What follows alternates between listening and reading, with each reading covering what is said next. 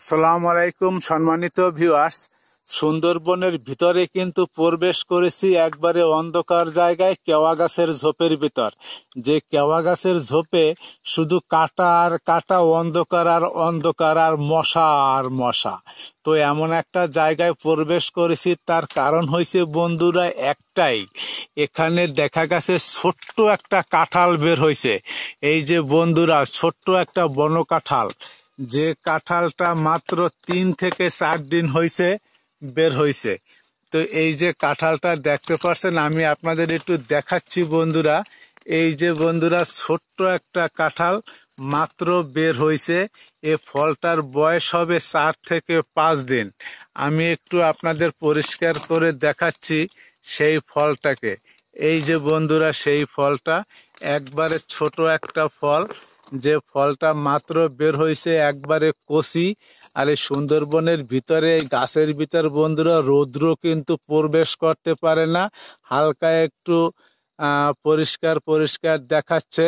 এই ফলটা কিন্তু বন্ধুরা কেবল বের হয়েছে, কয়েকদিন হয়েছে, একবারে কচি একটা ফল। তো এই কচি ফলটা কিন্তু বন্ধুরা আস্তে আস্তে বড় হবে। আস্তে আস্তে বড় হওয়ার পরে এই ফলটা কিন্তু বন্ধুরা জ্যৈষ্ঠ মাসেই পাকবে। তো দেখতে পাচ্ছেন সুন্দরবনের বনকাঁঠালের ছোট ফল কিভাবে বেরিয়ে আসছে, একবারে কচি একটা ফল। তো এই কচি ফল কিভাবে বের হইল, এই ফলটা দেখতে কেমন লাগে, বিস্তারিত কিন্তু বন্ধুরা আপনারা কমেন্টস করে বলবেন। এত সুন্দর কচি ফল, গায়ে বন্ধুরা একদম কাঁটায় ভরা, যে জন্য কিন্তু এই ফলের গায়ে হাত দেওয়া যাচ্ছে না। একদম সুইয়ের মতো কাঁটাগুলি দাঁড়িয়ে দাঁড়িয়ে আসে, হাত পড়লেই কিন্তু বন্ধুরা ঢুকে পড়বে হাতের ভিতরে। এই হলো সেই সুন্দরবনের ভিতরের অংশটা, যে অংশটা দেখলে আসলে মানুষের শরীরের লোম দাঁড়িয়ে যায়। তার কারণ হয়েছে একটাই, ভিতরে বন্ধুরা ঘুটঘুটে অন্ধকার। এর ভিতরে কিছু বন্ধুরা দেখা যায় না, একদম হালকা হালকা একটু দেখা যাচ্ছে। আমি কিন্তু তার ভিতরে আপনাদের ভিডিও করে নিয়ে দেখাচ্ছি। এই যে বাগানটা দেখছেন বন্ধুরা, বিশাল বড় বাগান। এখানে কিন্তু কয়েক হাজার কেওয়া কাঁঠালের গাছ আছে। আর এই প্রত্যেকটা গাছে কিন্তু বন্ধুরা ফলে একদম ভরপুর। এবছর কিন্তু প্রচুর পরিমাণে ফল হয়েছে।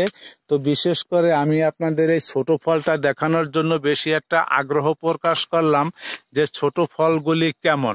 তো এই ছোট ফলগুলি দেখেই বন্ধুরা বুঝতে পারছেন এই ফলগুলি কতটুক ফল বের হয়েছে।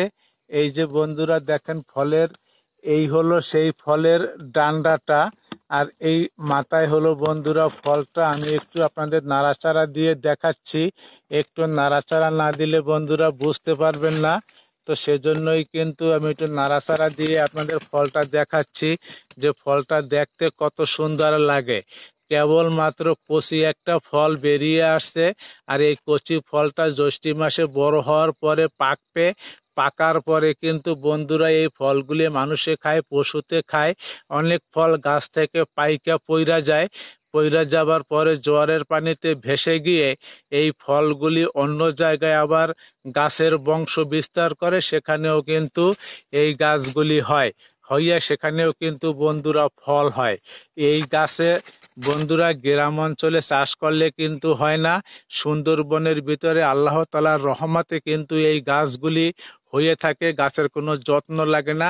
গাছের গোড়ায় পানি আসে, লবণ পানি, আর লবণাক্ত কেদামাটিতে কিন্তু এই গাছগুলি সবচেয়ে বেশি ভালো জন্মে। তো বন্ধুরা, এত সুন্দর ফল দেখা যদি আপনাদের ভালো লাগে, নিশ্চয়ই একটা লাইক, কমেন্ট এবং শেয়ার করবেন। বাগানের পুরো অংশটা আমি আপনাদের আবার দেখাচ্ছি। এই যে বন্ধুরা সেই বাগানগুলি, যে বাগানগুলি দেখে আপনাদের একটু হলেও ভালো লাগবে। তো বন্ধুরা, আজকে এ পর্যন্তই। সবাই ভালো থাকবেন। আল্লাহ হাফেজ।